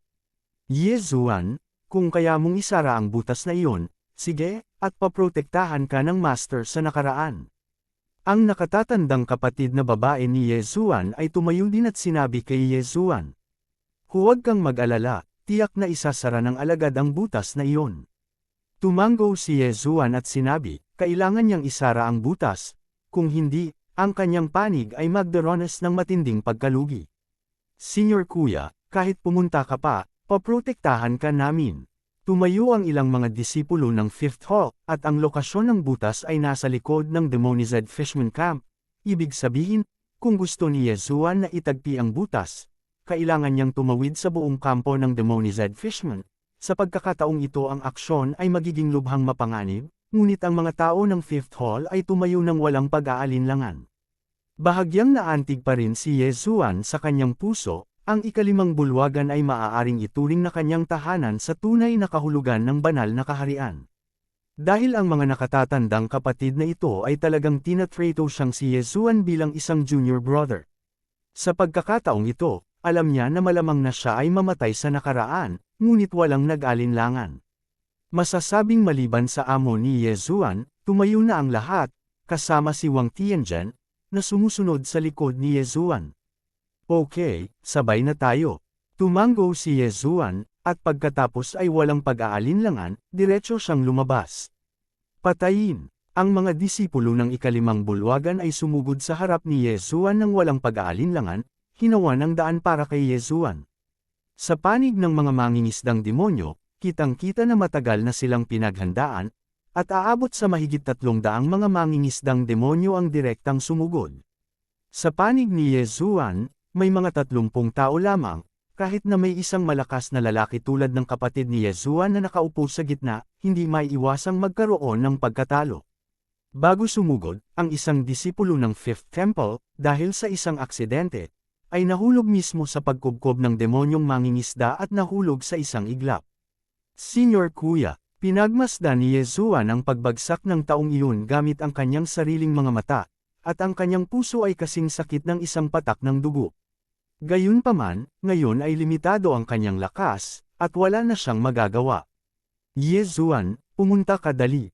Dumating ang boses ng nakatatandang kapatid na babae, nilingan ni Yezuan ang kanyang ulo upang tingnan ang lugar kung saan nahulog ang nakatatandang kapatid, ang kanyang mga mata ay puno ng layuning pagpatay. Thousand Beast Sword Squire, pagpapatawag ng bundok sa antas ng Diyos. Bilasan mo ako, bilasan mo. Biglang lumitaw ang 1,000 ulo na bundok sa antas ng Diyos, na direktang dumudurog pasulong, bagamat nagmamadaling lumabas, patuloy na may mga taong antas ng Diyos na pinapatay, ngunit walang pakialam si Yezuan. Megatron, lumilipad na espada. Sa isang iglap, humiwalay si Megatron sa Divine Sword at naging isang Flying Sword form, na nagpapahintulot na muling tumaas ang bilis ni Yezuan. Sa oras na ito, nalagpasan na ni Yesuan at ng iba pa ang blockade ng demonyong mangingisda. Ang mga disipulo ng ikalimang bulwagan ay nagbabantay sa magkabilang panig, at sa harapan ni Yesuan, mayroon ding 2 disipulo na nagbukas ng daan. Alam ni Yesuan na kailangan niyang maging mabilis, at kailangan niyang tapusin ang butas na iyon ng mabilis hanggat maaari, kung hindi, mas maraming nakatatandang kapatid ang mahuhulog. Mahirap magmadali, pero hindi gaanong oras ang pag-aayos nito, tutal 1 metro lang ang butas. Ding, alarm, alarm, host sa ilalim ng nakamamatay na pag-atake, host sa ilalim ng nakamamatay na pag-atake. Biglang tumunog ang alarm ng system. Nang malapit nang umalis si Yesuan pagkatapos ayusin ang pagbabawal, mula sa ilalim ng kanyang mga paa, isang taong na demonyo ang biglang sumugod palabas. Tuktok Superior Espiritu. Isa itong bitag na gustong pumatay kay Yesuan. Brush. Biglang may lumitaw na figure sa likod ni Yesuan. Dahil sa isang pares ng maliksi na pakpak, ang kanyang maliit na katawan ay lubhang maliksi. Sino pa kaya kung hindi si Flying Smoke? Boom! Sa sandaling lumitaw si Feiyan, direktang nilabanan niya ang pag-atake ng taong na demonyo para kay Yesuan. Ding! Alarm! Alarm! Host under attack! Host under attack. Gayunpaman, paano magkakaroon ng isang ambas lamang? Nang pinigilan ni Feiyan ang lalaking na demonyo, tumalon ang isa pang na demonyong mangingisda at inatake si Yesuan. Fixed Spirit God Realm. Ito ay isa pang rurok ng espiritong kaharian. Ito ay isang malakas na pag-iral na hindi kayang labanan ni Yesuan. Damn it, huwag mo akong sasaktan. Dumagundong. Isang malakas na pressure ang dumating, at kasabay nito, nagkaroon din ng nakakatakot na pag-atake. Walang suspense, at diretsyong pinigilan ng demonyong mangingisda. Kamay na lumalamon. Sa oras na ito, ang pagkauhaw ni Yesuan sa kapangyarihan, siya lang ang nakakaalam kung gaano niya kagusto, at sa isang pagwagayway ng kanyang kamay, diretsyo niyang nilalamon ang mga bangkay ng ilang mga demonyong mangingisda. Gayunpaman, habang ginagawa ito, si Yesuan ay umaatras din ng buong bilis. Gayunpaman, halos 30 lang sila, at sumugod sila sa Demonized Fishman Headquarters, mukhang mahina. Ding, nakalusot na ang host, ang kasalukuyang 6 na grado na mataas na grado na Heavenly God Realm. Elder ng Ambulance Pavilion, halika na. Ang mga tao ng Lingzuan Pavilion ay naipadala na, at ang lakas ng Lingzuan Pavilion ay maaaring hindi kailangang maging Moshang. Ngunit kung ikukumpara sa anumang puwersa, natatakot ako na ang Lingzuan Pavilion ay mas magmamalasakit kay Yesuan. Master Xavier, patayin mo ako. Sumugod din si Bailo kasama ang kanyang mga nasasakupan. Iligtas si Yesuan, iligtas kami mula sa pagmamalaki ng training camp, patayin. Ito ay boses ni Liu Luo, Yesuan, ito ay ang pagmamalaki ng Mashang Training Camp. Ang pangungusap na ito, hindi ko alam kung kailan nagsimula, ay kumalat sa Mashang Training Camp. Sa oras na ito, halos walang nag-atubiling pumunta sa kampo ng pagsasanay at nagpadala sa lahat ng paraan. Sa unang pagkakataon, ang pagsiklab ng unang all-out war, upang iligtas si Yesuan. Madaling sumugod, ngunit hindi na ganoon kadaling sumugod palabas. Sa pagkakataong ito, malinaw na isa itong pagsasabuatan na matagal ng pinlano, at ang Demonized Fishmen ay hindi lamang nagpadala ng 12-dosenang mga Demonized Fishmen, kundi pati na rin ang bilang ng Demonized Fishmen ay umabot sa libo-libo. Napapaligiran ng mga grupo, ang mga taong ito ay may isang layunin lamang, iyon ay, upang patayin si Yesuan, at mula sa maliit na tulay na iyon, may mga patuloy na demonyohang mangingisda na sumasali sa larangan ng digmaan. Ang mga tao ng ikalimang bulwagan ay pinalibutan si Yesuan sa gitna, at si Yesuan, sa unang pagkakataon, ay naramdaman na siya ay napakawalang silbi. Napatay na lahat ang mga mount sa antas ng Diyos, at maging ang 1,000 Beast Sword Servants ay direktang napigilan. Sa tuktok ng Spirit God Realm, mayroon talagang 7 makapangyarihang Demonized Fish People at Demonized People mula sa Peak Spirit God Realm, na patuloy na nakakaapekto sa kampo ni Yesuan. Dam. Ang malakas na layunin ng pagpatay sa puso ni Yesuan ay halos lamunin ang kanyang buong puso. Kabanata 2200 Nataranta si Yesuan. Pinagmamasdan ng mga disipulo ng ikalimang bulwagan sa paligid niya na patuloy na bumabagsak. Ang mga disipulong iyon na paulit-ulit na nag-aalaga sa kanya mula noong sumali si Yesuan ay isa-isang namatay sa harap ni Yesuan, at ang buong puso ni Yesuan ay napuno ng puot at layuning pumatay. Senior Kuya Ye, Ferina, bumaba ng bundok kasama si Kuya para maglaro. Naalala pa ni Yesuan na nakilala siya ng senior brother sa unang pagkakataon, at direktang hinayla siya para pababain siya ng bundok para maglaro. Senior brother Ye, heto, palihim naming ibinalik, masarap, dapat pansinin mo. Huwag kang madiskubre ni Wang Tianzhen, yung lalaking yun, kapag nakita mo na, siguradong aagawin mo. Ito ay isang masarap na pagkain na lihim na ibinalik sa kanya ng nakatatandang kapatid na babae, malinaw na naaalala ito ni Yesuan, ngunit ang nakatatandang kapatid na ito ay iniwan siya ng tuluyan. Ding, alarm, alarm, hanapin ang abnormal na mood swings ng host, hanapin ang abnormal na mood swings ng host. Ding, alarm, alarm, ang host ay nagngangalit, ang host ay nagngangalit. Nabigo ang ding, alarm, alarm, forced cooldown function, ay activate ang bootstrap rescue function. Sinasabayan ng tunog ng sistema. Nakita ng lahat ang isang baliw na Yesuan, isang nakakatakot na Yesuan. Papatayin kita. Gusto kong mamatay kayong lahat. Dumagundong. Sa isang alon ng kamay ni Yesuan, aabot sa 30 pagbabawal sa pag-atake ang lumitaw kaagad, kumukulog ang kalangitan, kumakalat ang apoy sa lupa, ang mga sinaunang puno ay nasa langit, at ang mga bundok at ilog ay nabasag. Sa isang iglap, isang patay na lupa ang lumitaw sa harap ni Yesuan. Sa sandaling kumilos si Yesuan, direkta niyang pinatay ang hanggang 300 mga mangingisdang demonyo. Mamatay tayong lahat, hayaan mo akong mamatay. Dahil si Yesuan ang sentro, higit sa 100 multo ang lumitaw sa isang iglap. Ang lahat ng iyon ay random na ipinatawag ng mundo, at sa sandaling lumitaw ang mga multo na ito, hindi sila lumalaban, ngunit direktang pinasabog ang kanilang mga sarili. Boom, boom. Ang patuloy na malalakas na ingay ay sumabog at pumatay sa hindi mabilang na mga demonyong mangingisda. Bigyan mo ako ng kamatayan. Hinawakan ni Yesuan ang divine sword sa kanyang kamay at bigla itong ibinaba. Isang hindi pa nagagawang malaking liwanag ang lumitaw, at ang liwanag na ito ay napakalaki na ang buong larangan ng digmaan ay naiilawan. Daan-daang mga demonyong mangingisda, kahit anong uri sila ng paglilinang, ay pinatay lahat ni Yesuan. Lamon, lemunin mo ako, lemunin mo ako.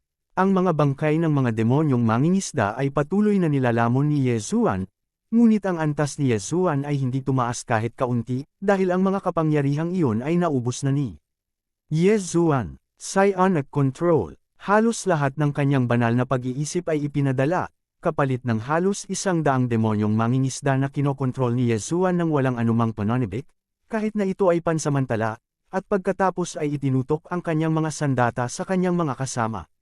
Ding, alarm, alarm, system overload, system overload. Poof! Si Yesuan ay bumulwak ng isang bibig ng dugo, at ang kanyang buong katawan ay bumagsak sa lupa.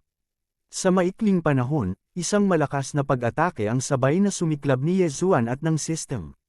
Sa kabutihang palad, ang sistema ay gumamit ng gabay upang maibsan ang pinsalang dinanas mismo ni Yesuan.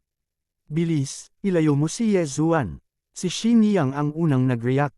Sa sandaling ito, alam ng lahat kung ano ang isang nakakatakot na henyo na si Yesuan. Sa pagsiklab ngayon, makikita ng lahat na sinusunog ni Yesuan ang sarili niyang buhay. Siyempre, ang hindi nila alam ay talagang sinusunog ni Yesuan ang sistema. Gayunpaman, ang malakas na pag-atake ay natakot pa rin sa lahat. Isa lang itong Heavenly God Realm, at hindi pa nito naabot ang rurok ng Upper Heavenly God. Ang mga pag-atake na sumabog, ang lakas na sumabog, ay mas nakakatakot kaysa sa lahat ng pinagsama-sama. Bagamat sinabing wala sa mga taong namatay sa mga kamay ni Yesuan ang nasa gitnang kaharian ng mga espiritu, ang nakakatakot na kabagsikan ay nakakatakot pa rin. Isang grupo ng mga taong may masamang intensyon ay tumingin kay Yesuan na may takot sa kanilang mga mata, at alam na nila ngayon kung gaano nakakatakot na galitin si Yesuan. Nawala ng malay si Yesuan, ito ang unang pagkakataon mula noong pumasok siya sa God Realm na si Yesuan ay lubhang nasugatan, ngunit ito ay kanyang sariling kusa. Ding, ang sistema ay nag-uudyok, ang host ay bumabawi sa kanyang mga pandama. Ding, nag-prompt ang system, naayos na ang system.